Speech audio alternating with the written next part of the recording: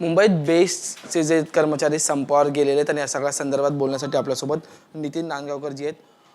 आजपासून जे ते कर्मचारी जे ते संपावर गेलेले, काय नेमकी तुमची भूमिका आहे? खरं बघायला गेलं तर मी तुम्हाला कोर्टाची ऑर्डर दाखवतो. कोर्टाची ऑर्डर असं आहे की त्याच्यामध्ये ज्या काय आहेत त्या चर्चा करायला सांगितलेलं आहे. कोर्टाने असं सांगितलेलं आहे की हा संप जर तुम्हाला घेता येणार नाही त्याचा आम्ही आदर करतो, पण त्याचबरोबर त्यांनी हेही सांगितलेलं आहे की बेस्ट प्रशासनाने सरकारने त्यांच्याबरोबर चर्चा करावी, कृती समितीबरोबर चर्चा करावी आणि निर्णय घ्यावा. तर कोर्टाची दिशाभूल करणं, कोर्टाला वास्तव न सांगणं आणि आमच्याबरोबर चर्चा न करता एखाद्या डिसिजनवर येणं हे अत्यंत चुकीचं आहे. आम्ही आमचे दरवाजे ओपन ठेवलेले आहेत. आमचं असं म्हणणं आहे की आपण कृती समितीबरोबर चर्चा करा. हे जे आंदोलन आम्ही छेडलेलं आहे, कामगारांना आज जी पिळवणूक होते त्यांचा जो छळ चाललेला आहे, वेटलिस्टचे जे कंत्राटी कामगार आहेत त्यांना आज पालिकेमध्ये संपूर्ण बेस्टला पालिकेमध्ये त्याचं विलीनीकरण झालं पाहिजे, ही आमची पहिली डिमांड आहे. आणि वेटलिस्टचे जे कामगार आहेत त्यांना त्यांची पगारवाढ, जो पगार यांना मिळतो आहे तोच त्यांना समान वेतन मिळावं, ही आमची भूमिका आहे. ग्रॅज्युटी मिळाली पाहिजे, त्यांचा भत्ता मिळाला पाहिजे, त्यांचे जेवढे पण चांगले त्यांना आगार मिळणं, त्यांचं चांगले विश्रामगृह मिळणं, त्यांचे चांगले कॅन्टीन मिळणं, हे त्यांचे मूलभूत अधिकार आहेत. ज्या बेसिक गरजा ज्या आहेत त्या पूर्ण झाल्या पाहिजेत. आणि यासाठी वारंवार आम्ही त्यांना प्रशासनाकडे याचा पाठपुरावा केलेला आहे. ॲज अ बेस्ट कमिटी सदस्य म्हणून आम्ही वारंवार त्याच्याबद्दल निवेदनं दिलेली आहेत.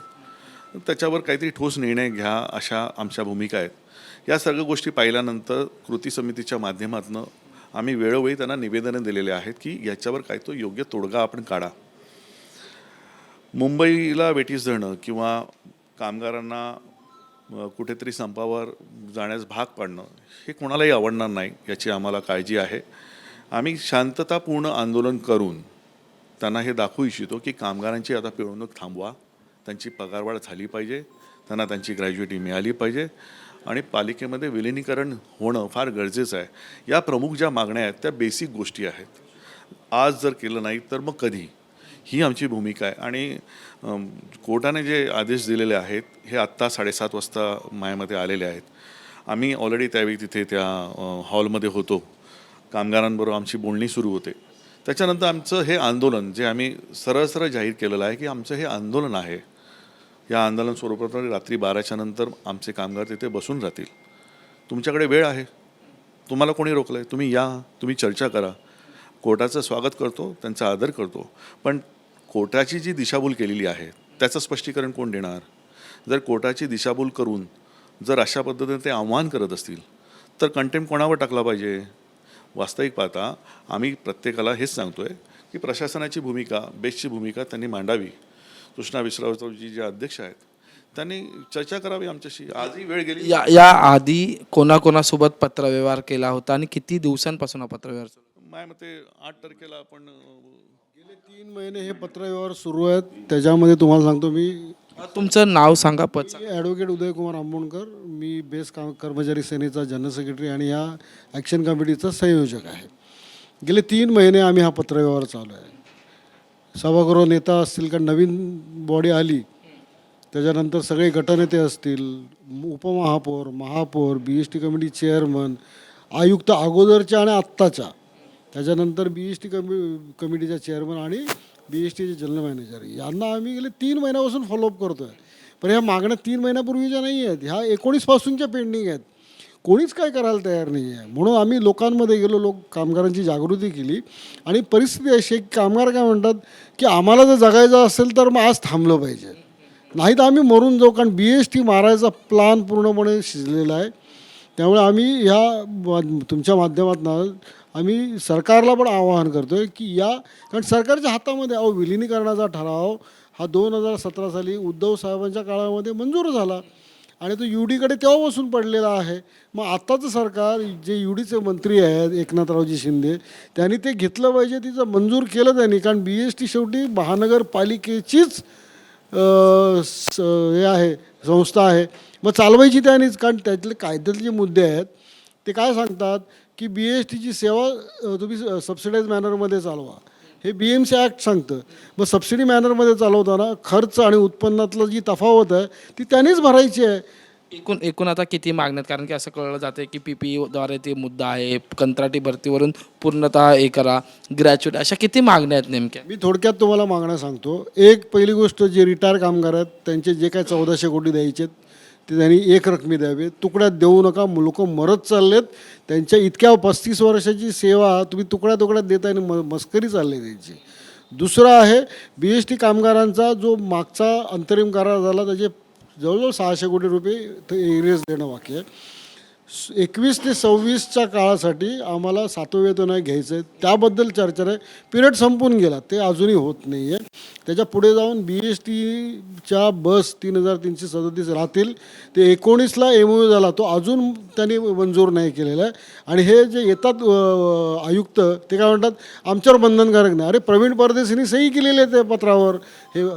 हे कसं म्हणू शकतात काय? अशा अनेक मागण्या आहेत. वापस नांदगावकरजी तुमच्याकडे, तो खरं तर उद्याचा दिवस म्हणजे शुक्रवार आहे सगळा आणि वर्किंग डे आहे, आणि जर बेस्ट थांबली तर सकाळी शाळकरी मुले असतील, कामाला जाणारे कर्मचारी झाले, तर या मुंबईकरांवर सुद्धा ह्याचा ताण येऊ शकतो. याची आम्हाला पूर्णपणे काळजी आहे.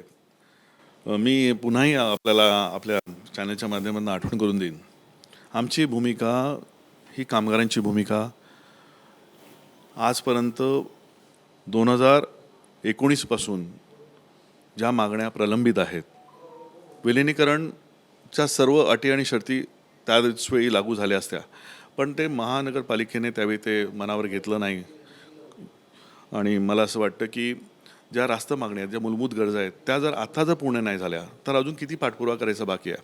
मुंबईची लाईफलाईन, जर अत्यावश्यक सेवा, जसं सन्माननीय कोर्टाने म्हटलेलं आहे, जर मुंबईची बेस्ट ही अत्यावश्यक सेवा आहे, तर मग जर ही अत्यावश्यक सेवा आहे तर मग त्यांचं विलिनीकरण किंवा त्यांना मूलभूत त्यांच्या गरजा, त्याच्याबद्दल कोण बोलणार?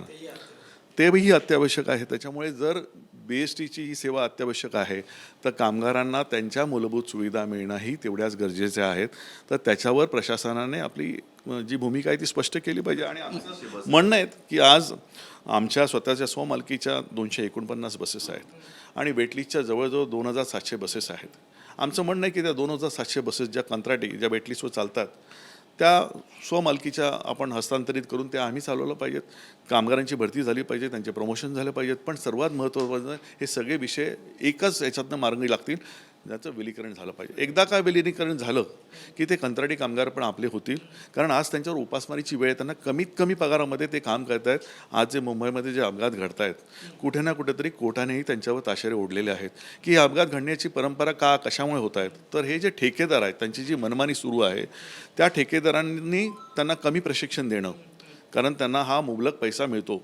हा पैसा आणि हा होणारा अपघात कुठे ना कुठेतरी ह्या ठेकेदारांची ही मनमानी कारभार आहे. आणि बेस्ट प्रशासनाने यावर कधीही कोणताही ठोस निर्णय घेतला नाही. मुंबईकरांचा जीव जसा जातोय तसा माझ्या बेस्ट कामगारांचा जीव गुदमरतोय. मग माझ्या कामगारांचा जीव जर गुदमरत असेल तर मग तुम्ही एक पाऊल पुढे येणार नाही का? तयारी आहे आमची. आमचं म्हणणं आहे की तुम्ही एकदा चर्चेला या, पण कृती समितीच्या सोबत तुम्ही बसायलाच तयार नाही. म्हणजे जोपर्यंत आता चर्चा नाही तोपर्यंत मागं हटणार नाही, असं मत आहे का तुमचं? आमचं असं म्हणणं आहे की कामगारांची ही मागणी आहे. कामगार असं म्हणत आहे की आता आम्ही करायचं काय? मग अशा वेळी आम्ही काम बंद करून आम्ही तिथे बसून राहू. मुंबईला वेटीस धरण्याचं आमचं कोणतंही असं विषय नाही. आम्हाला असं वाटतं की मुंबईची ही बस सेवा, मुंबईची बेस्ट हा ब्रँड आहे. अविरतपणे इतक्या वर्षापासून मुंबईची बेस्ट सेवा देतोय. मग त्या बेस्टचा विचार कोण करणार? या कामगारांचा विषय कोण करणार? तर मुंबईकरांना माझी एक साकडं आहे की मुंबईकरांनी बेस्टच्या माझ्या कामगारांना हा जिव्हाळ्याचा विषय, त्यांच्या मूलभूत गरजा, त्यांचा हक्काचा विषय, आणि त्याच्यासाठी म्हणून आपणही आम्हाला याच्यामध्ये सामील व्हा. कारण बेस्ट जर जगली तर बेस्टचा माझा कामगार जगणार आहे. नाहीतर आज 22,000 एक PPPच्या माध्यमातून ते ज्या पद्धतीने डेव्हलपमेंट करणार आहेत आणि नंतर 99 वर्षाच्या लीजवर देतील, त्यावेळी खरं ही बेस्ट जी स्वमालकीचे जे आगार आहेत, कुठे ना कुठेतरी ते आज पूर्णपणे कोणाच्या तरी घशात घालणं आणि नंतर मग माझ्या कामगारांच्या मड्यावर त्या टोलेजंग इमारती बनणार का? तर कामगारांचा जर विचार केला तर आजही आमची चर्चेची तयारी आहे. त्यांनी यावं, त्यांचं स्वागत आहे आणि त्याच्यावर चर्चा घडून आणावी. आमच्याशी बोलण्यासाठी. आपण जर पाहिलं तर यावं आणि चर्चा करावी आणि तोडगा काढावा असं मत आता या कृती समितीकडून मांडलं जातं. त्यामुळे बेस्ट प्रशासन किंवा महापालिका या कृती समितीच्या संपात सामील झालेल्या लोकांसोबत चर्चा करणार का, हा एक महत्त्वाचा मुद्दा. अगदी शेवटचा प्रश्न आहे, या सगळ्या आंदोलनात शशांकराव आणि त्यांची समिती, त्यांचा जो संघटना आहे ती तुम्हाला पाठिंबा देत नाही, त्याचं कारण काय आहे? तुमचा त्यांच्याशी संवाद झाला का आणि त्यांनी असा विरोध का केलेला आहे? असं आहे की 2019ला जो संप झाला होता जानेवारी महिन्यात 9 दिवस, त्याच्यानंतर 11 जून 2019ला MOU त्यांनी केला प्रवीण परदेशींबरोबर आणि हे प्रायव्हेट गाड्या आणल्या. काही गरज नव्हती तेव्हा आणायची आणि काही घेतलं नाही लोकांसाठी. आजची स्थिती अशी आहे की 19पासून त्यांची 3-4 उपोषणं झाली, आंदोलनं झाली, मोर्चे झाले आणि सगळं फेल आहे. आज कामगार बिलकुल विश्वास ठेवायला तयार नाही त्यांच्यावर. सोसायटीच्या निवडणुकीच्या वेळेला 18 लाख रुपये तुम्हाला आम्ही एरियस देऊ, 4 आणे अजून दिलेले नाही आहेत.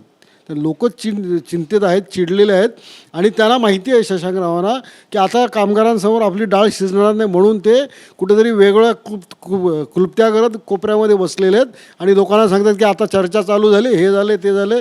अरे लोकांच्या खिशात आल्याशिवाय लोक मानणार आहेत का? आणि मुंबईतल्या जनतेसाठी पण आपण लढतो आहेत, कारण आज मुंबईतली जनता 1.25 करोडच्या आसपास आहे आणि BSTच्या बसेस आज मला वाटतं एक लाख मागे 50 बस पाहिजेत. आज BSTच्या बसेस नाही, जनता तासनतास बस स्टॉपवर उभी असते. हा मूलभूत सगळेच प्रश्न आहेत. त्यामुळे नेमकं आता चर्चा होणार काय हे पाहणं तितकंच महत्त्वाचं ठरणार आहे. व्हिडिओ जर्नलिस्ट कृष्णा कापरेसह मी अजय माने, ABP माझा मुंबई. ABP माझा, उघडा डोळे बघा नीट.